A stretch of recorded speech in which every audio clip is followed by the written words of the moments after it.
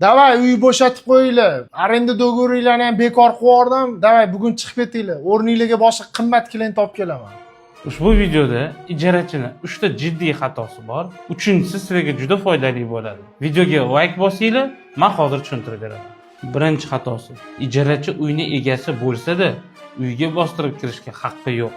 Ikkinchisi, aynan qaysi sababga ko'ra shartnoma bekor bo'lgani muhim. Katta ehtimol bilan bunday sababga ko'ra bekor qilish noqonuniy.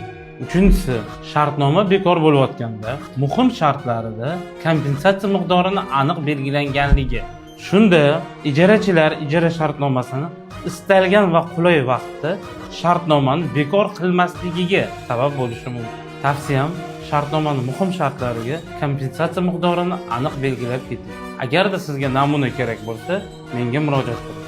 Ma'lumot qiziq bo'lsa, obuna bo'ling. Siz bilan advokat Yunusbek.